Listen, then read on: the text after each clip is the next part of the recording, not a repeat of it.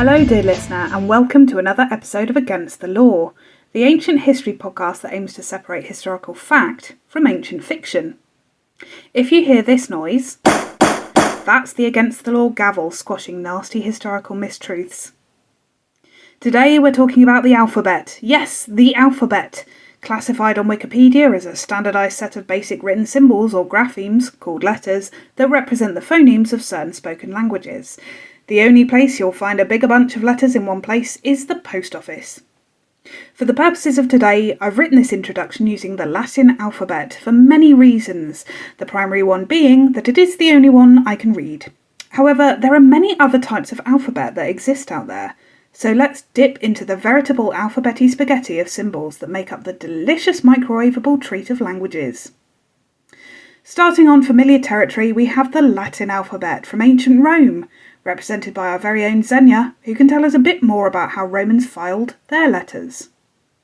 Bobbing to the top of the bowl is Meg, the alpha and omega of all things ancient Greek. I'm hoping to learn an iota of knowledge from Meg today, and I suspect she might be able to tell us about the very origin of the word alphabet. Swelling on my palate are some Phoenician letters along with something else I can't quite work out. I'm sure now Barney's back from his travels to Egypt, he'll be happy to tell me all about the origins of the alphabet. I'm Flo, and I don't know much about the ancient world, or, as it seems, how to keep a metaphor going, but I'm hungry to learn more about the ancient world of alphabets. I saw something on Reddit the other day where somebody said the order in which the alphabet is completely arbitrary, and the only reason why it's ABC is because someone decided it once, and that's what we have to stick with. And it slightly changed how I feel about the alphabet. I don't like it. But how long has the ABC alphabet, as we know it, been a thing? Is it relatively recent? I suppose it depends what you're calling recent. So, in against the law terms, starting with the Romans, that's the recent end of the history that we cover. But if we're talking about ABCs, I've got a really cool object name that's related to the ABCs. It's called... Ooh, I think I know what it is. The Abecedarium. Yes! Which is literally, it's like spelling out A, B, C, D, and it means a vessel or an object on which the alphabet is written. Isn't that cool? So I can take it that it's at least ancient then, the alphabet? Yes. The Romans probably had an alphabet that's closest to the one that we use today to write English and other languages that are written in the same alphabet. So we have 26 letters in the alphabet, don't we? In the Western world, yeah, in the English-speaking Western world. I'm kind of ignoring Cyrillic and kanji and anything that I'm not really familiar with. Yeah, and also in like other Western languages, there are variations on some of the letters, aren't there? In like Turkish and Polish and Czech and things like that. And Germans throw an umlaut in every now and again, which is quite cool. Oh yeah, and they're like double S thing that looks like a B. I love it. Yeah, so variations on the Latin alphabet. But the alphabet that the Romans used had slightly fewer letters than our one, because they didn't differentiate between a V, a U, and a W. They just used a kind of a V letter for all of those sounds, and the sound that it makes, that we would differentiate between when something is a W sound and when something is a V sound. They didn't differentiate between that in terms of the letter. It was just like in the context of the word as to what noise you would make, just using the kind of V or U lettering. And it's the same with I and J. Those were like the same. But the pronunciation of Latin evolves over time. And actually you can sometimes see that happening with later inscriptions, especially it starts to get called Vulgate Latin, and with later inscriptions, especially in like more provincial areas away from Rome itself, like actually Britain, you get Latin words, but like me reading it as a Latinist, as a classicist, I'm like, that's not a Latin word that I recognise. But then if I flip some of the consonants back to how they're supposed to be, then I'm like, oh no, that is the Latin word. They've just changed the letter, and that's actually a direct reflection of how the pronunciation of the Latin was changing. Is it Vulgate Latin because it's like vulgar and therefore it's like crude? I think so. Yeah. Well, Vulgate, it comes from the Latin vulgus, which means like common, or common as in popularly spoken. Oh, okay, I see. And then also, like, with the change of how things are pronounced over the years, that happens. I'm going to shout out now to Simon Roper, who's a archaeology student who has an amazing, fascinating YouTube page. But it's actually happened in English. So if you listen to English, Old English, it is like it's a completely different pronunciation. But he goes through various sentences that you can hear throughout history and how that pronunciation changes. So maybe a Latin speaker towards the end of the Roman Empire would have difficulty interpreting a Latin speaker from the beginning. Yes, for sure. And I think that's true of Greek, isn't it, as well, Meg? Because I know that the Greek that was spoken in classical Athens is nothing like the Greek that was spoken, for example, in like the majority of the Roman Empire, which mostly spoke Greek, but a different kind of Greek, right? Yeah, absolutely. You've got lots of different types of Greek. So, like, my man Homer. That's a very sort of specific old form of Greek that we basically only get in the Homeric epics. And then you've got Koine Greek, which is the kind of, again, like the common Greek, Attic Greek, which is Greek in Athens. So yeah, lots of different types that sort of throughout different periods of history become closer or more different from each other. But they're all written with the same alphabet, aren't they? Yes, basically there are again some minor variations in the Greek alphabet, but and also it changes over time as Latin alphabet does, right? There's some random kind of additions, but yeah, basically they're all written with the same alphabet. So where do we get the word alphabet from? Hello, Greece. Hi. Oh, hi Flo, how you doing? We get it from Greek, but they got it from somewhere else. So me and Barney are going to have a fun sort of tag team situation here. The word alphabet comes from the Greek letters alpha and beta, which are the first two letters of the Greek alphabet. And that's where we get the word alphabet. But the Greek alphabet was borrowed from Phoenician, which is a Semitic script. And the letters alpha and beta are borrowed from, Barney, you might want to jump in and correct me here, but Alep and Bet, which I think are also the first two letters of the Phoenician alphabet. And they mean, Alep means ox and Bet means house. Yeah, that's basically it. Yeah, it depends which language you're talking about, because obviously it will change the pronunciation. I think sometimes they've just reconstructed like the root. Because so the Akkadian has the same word, which is Alpum for Alep. Or Aleph or Alpha, it's all the same word, different languages. Which, as you say, is ox, and then the next one is bet or bait, like house. Which I think there are plenty of place names around the world that still have beat in it, like Betaman, which just means house of that place. So it's still a fairly recognisable word. Oh, cool.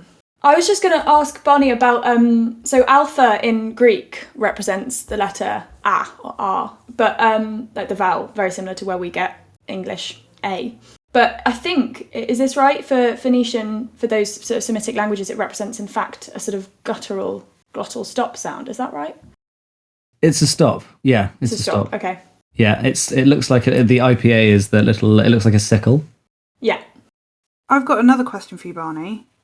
In terms of where the letters get their origins from, so we've said ox, is that because the icon of, like, as you wrote it down, did it look like an ox? Is that why it's called that? Yeah, basically. So you can still see a hangover from this in English today in the capital A.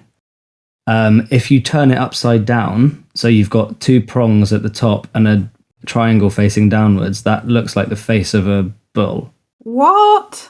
That's so cool. Yeah. Wow. Are there any others like that? Yeah, I suppose a capital B, if you make it sort of more linear and non-rounded, could be two rooms. in the like bird's eye view of a house. Ooh. Yeah. So so basically you have to keep pulling the strands here to go back, because we've gone from Latin to Greek, then to Phoenician, and the Phoenicians had adapted their script from somewhere else, which is a speculated script called Proto-Sinaitic or Proto-Canaanite. And then they had in turn adapted it from, drum roll, Egyptian hieroglyphs. Woo! Woo! So it all goes back. And the idea being that there was a group of people living in the Sinai Peninsula, which is northeast Egypt, between Egypt and Israel, and the southern end of what is now Israel. And they knew Egyptian hieroglyphs, but for whatever reason decided to make a simplified writing system for their language, which was not Egyptian. And so they adapted the hieroglyphs. They took out all of the complicated extra features that Egyptian has, and just ascribed one symbol to one sound. And that's how we started off with the alphabet. So that's it. Basically, it goes. You can trace it all the way back to Egyptian hieroglyphs, which is pretty awesome. From what I remember from primary school, hieroglyphs fit sometimes, especially if it's a name, within like a tied chord symbol, and like the way that hieroglyphs are written, it's not always linear. Sometimes things are stacked on top of each other. In the Western world, with our ABC alphabet, we tend to write from left to right, don't we? Unless you're me. When I was at primary school, if I wrote with my left hand, I'd write left to right, and if I wrote with my right hand, I'd write right to left, which is a bit strange. What was it like back in the day?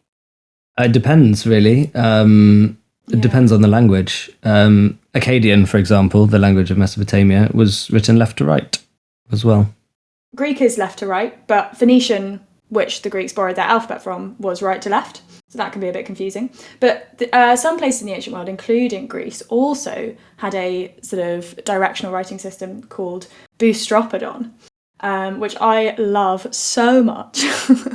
And I think we should bring it back for fun. And boost, it comes from the words boost meaning ox and strophe meaning turn, which is like what we get apostrophe as well, strophe.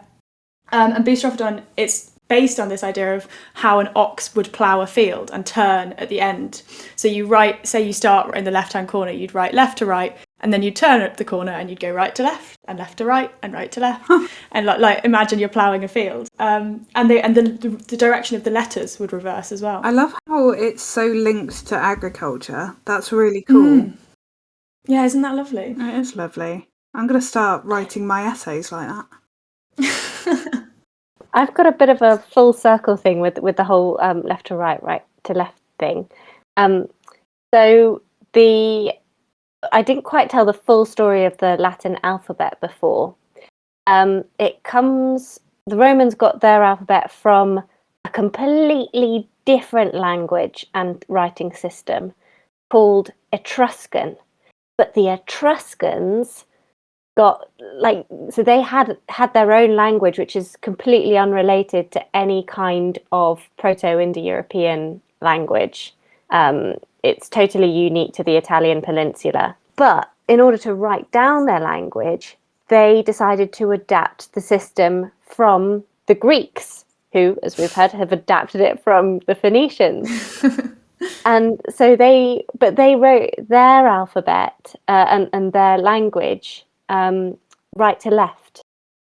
So it's clear that the Romans adopted the writing system, so like the letters that the Etruscans used, but then arranged them in the same order that the Greeks did. And then that Roman way of writing, as the Romans kind of militarily conquered the rest of the Italian peninsula, that then became the dominant form of writing. Oh, that's so interesting, because again, that's what the Greeks did. They took the right to left Phoenician and put it left to right. Yeah. Cool. You've got to put your own stamp on these things, haven't you? Yeah. I wonder if there's like a practical reason why that happens. So, for example, if you have a group of people who stamp words into clay, that's less likely to be rubbed out than maybe other ways of writing things down. I wonder if that's any kind of link. Because most people are right-handed, aren't they? Yeah, I don't actually know what makes the decision between left and right. I think there's sort of debates about it and how it links to writing technologies as well. Like you say, with linear or cuneiform writing. Yeah, cuneiform you have to write right-handed, more or less. It's not really an option because of the shape of the stylus. You would be writing the signs the wrong way around if you switched your hands. Oh, that's cool. But cuneiform is not an alphabet, is it? No, cuneiform has a syllabary, which is a lot of syllables instead of individual phonemes like you have in an alphabet. So cuneiform has hundreds, maybe thousands of signs, which is why it lent itself to simplification later in time, because there were a few cuneiform alphabets that came about later on. But yeah, cuneiform itself is unfortunately not. So what is an alphabet then? If cuneiform is not an alphabet but it has characters, what makes an alphabet an alphabet? My understanding is that an alphabet technically is where the symbols represent the phonemes, so like the sort of smallest unit of sound, whereas in like a syllabary, the symbols represent syllables. Yep, that sounds pretty spot on to me. Perfect. And then to get more complex, there are systems which use logographs, which represent their words and ideas or other bits of semantics in symbols, basically. So I think we have something that might be similar to a logograph in English. I think I've mentioned this before, or in the way that we write numbers and currencies, because you read a pound sign as meaning pound, and then 100 pounds. What are emojis? Are emojis hieroglyphs? No, that's a huge against the law. I think that's the sort of thing that gets Egyptologists furious. Because emojis don't encode any grammatical meaning necessarily. Like, it's quite difficult to do verbs with emojis, for example. Oh, Barney, if I was sent an eggplant emoji, I'd immediately infer a lot In of what meaning tense, from that. though? In what tense, Flo? Well, right, okay, put it this way. I could do a clock emoji, a soon emoji, and an eggplant emoji, and a peach emoji, and whoever receives it knows exactly what's going to happen. Okay, so that's like a future tense, or it might even be a sort of conditional or an optative, which is in Greek is like what you're hoping for. I could omit the soon emoji and the peach emoji, and the meaning would still be clear. The meaning would be clear, but not the grammar of what you're saying necessarily, right? The fact that it's open to interpretation makes it difficult as a reliable system for language. So does that mean emojis are pictograms? Yeah, I think that's... Yeah. In Linear B, which is an early Greek writing system, I think that I don't want to annoy the Egyptologists, but I do think, having been reading about Linear B's ideograms, I think they're not that different from emojis. They're in addition to a syllabic script. So Linear B has a syllabic script where symbols represent syllables, so you can write in that and you can do sentences and grammar and all that jazz, and then you kind of add in, for extra information, you can put an ideogram of like a vessel or a person or a bit of furniture. So I feel like that is possibly comparable to the way that we use emojis, sort of in addition to normal writing. Yeah, I agree. I think they can complement English, right? If you were writing a sentence in the Latin script and then you replaced, something with an aubergine, people would be able to understand what that meant. It's when it's rendered entirely in emojis that things become a little more difficult. Yeah. But all this talk about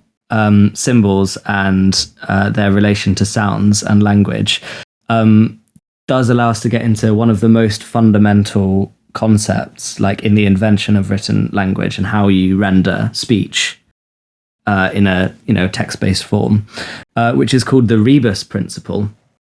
And it's a really important development from just using basic pictograms to actually rendering language.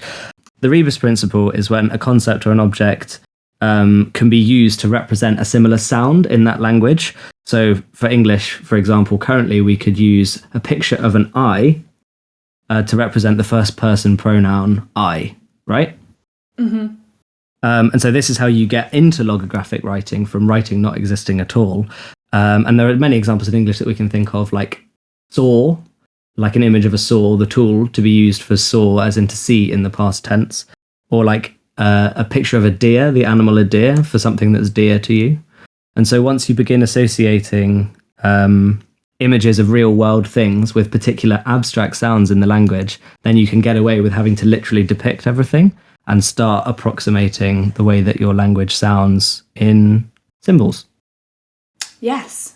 Yeah, that's so cool. So once you make the leap from kind of being like, I'm going to draw a, box, and that's my symbol for box, once you start being like, I'm going to use something else. That's like some of those quizzes that you get sometimes where it's like you have to work out the catchphrase or the film title from different pictures that might either represent something to do with that film title or sound similar. Yeah, it's like written down charades, isn't it? But yeah, like in that instance, I think even as you described there, Zenia, you might see a film title done in like a symbolic description of what happens in the film, or like literal renderings of the title in pictures. But then you could also do the sounds like style of thing, which is the Rebus Principle. I love that. Where does the word rebus, what does that mean? I think it's Latin. Yeah. The Latin from a thing, right? With or by the thing. By the thing. That sounds about By the right. thing. Okay. Yeah. Right? Like the sound by the thing. Nice. I thought that would have been my guess for what it was, but I wanted to check it wasn't like named after a man called Max Rebus or whatever. I was thinking Derek Rebus. Great guy.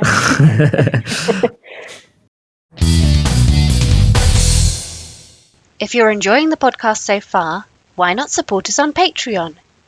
Our different support tiers can get you merch, shout-outs, and even personalised content.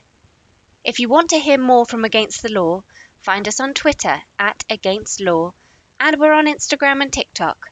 Search for @AgainstTheLaw Podcast. Meg, I've got a question for you. So the letters that I'm most familiar with in the alphabet sound really Greek. So they're like in terms of, what do I mean? In like science class, you say alpha, beta, omega, gamma, right?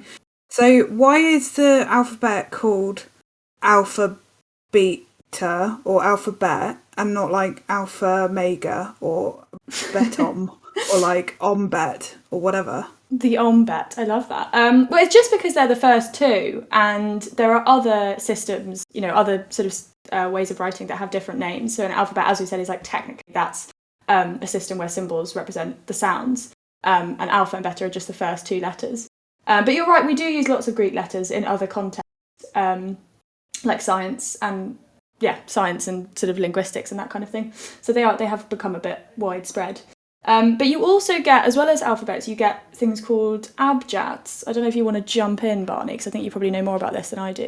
Yeah, so an abjad is an alternative writing system to an alphabet, which only has consonants, no vowels. So Arabic has an abjad, for example. And the reason why that's called abjad is because of the first few letters as well. So in the same way that alphabet is just the name of the first two letters strung together, in Arabic you have Alif, Ba, Jim, Dal as the first four letters, which is how you get abjad. And it's a completely new word. It's a neologism from the 90s, actually, abjad. Although it describes something that's existed for hundreds of years, obviously. That word was only invented. So I think the way that the word for alphabet is formed probably informed how the name abjad got its sound. Yeah, exactly. And that thing Zenia mentioned earlier, the abecedary, that's very similar, isn't it? Like abacada. Mm-hmm. Yeah, it's great. And there's another weirder one as well, which is also just formed in a sort of descriptive way of what the writing system is, which is an abugida. And the reason why abugida sounds a little bit different to abjad is because abugida describes a system which is based in syllables, like Gez, the Ethiopian language. So you can hear in abugida that they're all syllables, not just sounds. So it's Bugida, hence abugida. Amazing. I've got a question for you all, and it might be a little bit deviating from the alphabet itself. and more into cultural and society questions.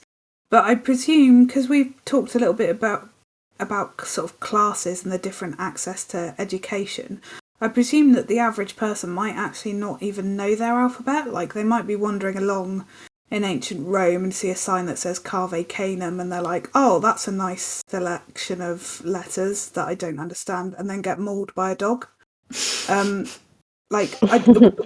Would people have known their alphabet, or was it taught only to people who are getting a proper education? Oh, so this is a fantastic question about literacy in the ancient world, which is super important. So,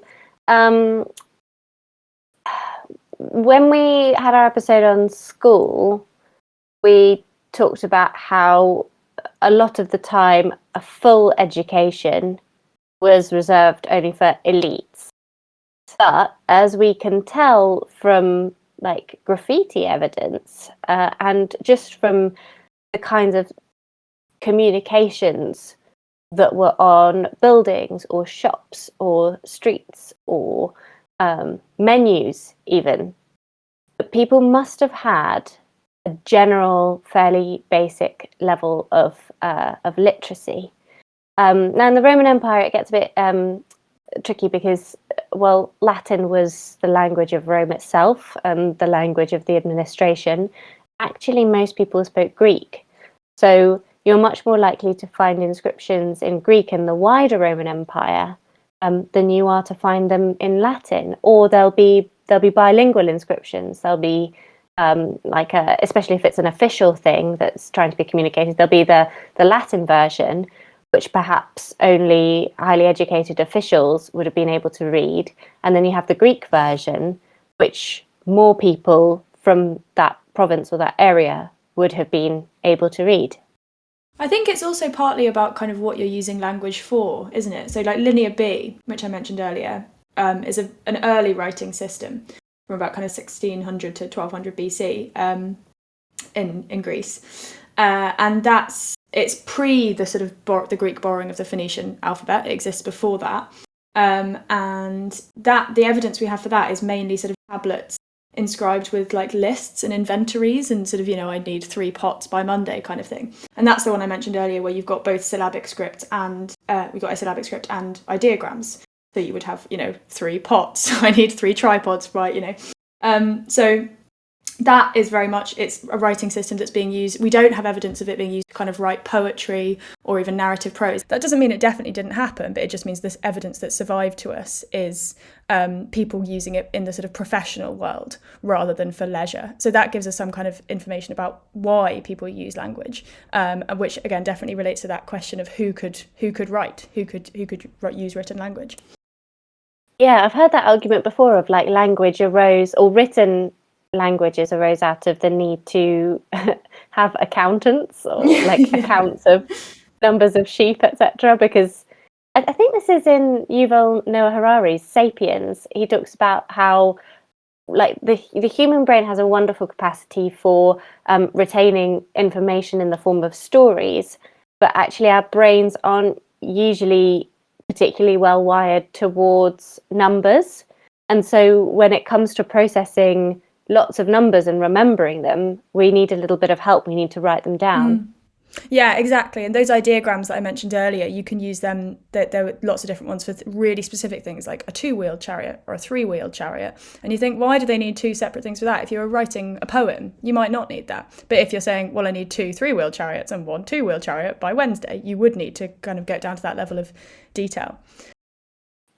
Yes, and as Zenia said there, that need for accounting, I think, is often used to explain the earliest use of proto-cuneiform, which could arguably be the world's first writing system.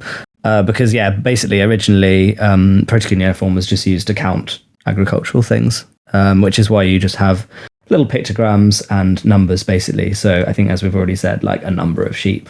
And only later, when you get the Rebus Principle coming in, do you start to get language being encoded fully rather than just lists, basically. I do love the idea that, like, just, I don't know, I've got the raw materials to turn this into a joke, but I don't know how to turn this into a joke. Just like the idea of the birth of writing was like buy milk. Yeah. The desire for a shopping list. Yeah. Should we do favourite things? Yes, I think so. So I think we've had our nice lesson today in all sorts of grams, logograms, stripograms, eggplantograms. And I think it's time for us to have a reflect on our favourite things from today. I'm going to dibs in with mine first. Mine has to be, just because it's novelty, the capital letter A. If you flip it upside down, it looks like an ox, which is where its origin is from. So it's a nice little reminder of where it comes from. I think that's quite cute. How about you, Barney? What was your favourite thing today? I've got to hand my favourite thing today to Meg with the Boostropodon writing system of going right to left and alternating backwards and forwards, because that is just so wacky. It is so, like, why? Why would you do that? There must be a reason. I love it. And Meg, so what was your favourite thing that you've learnt today? Well, I'm going to Boostropodon round the corner back to Barney, because my favourite thing was his explanation of the Rebus Principle. I think that's so interesting, that kind of really early insight into how we start writing. Definitely. And Zenia, how about you? What was your favourite thing? My favourite thing has got to be Linear B. I love the idea that people started writing because they needed to make lists. I think that's hilarious. Excellent stuff. Well, we've started at A, and now I'm going to zoom straight through to Z. I'm going to have a nap straight after this podcast, so thanks for joining us. Wait, can I just say the last letter of the Greek alphabet is omega, so we should probably end there. That's big O, omega. Big O. Oh, how did I never make that connection? Oh my God. Omicron, little O. Is it not? Oh my God. Oh my, that's I Wait. knew that either. Such an idiot. As in micro Wow. O. Yeah, like a Nissan Micra. Okay, that's going straight up to my favourite thing. I want it. Right at the last minute, Meg's coming in. I'm snuck in there with a great fact. The last minute goal. Yeah. I'm gonna Amazing. snore in Amigas now. So Lovely.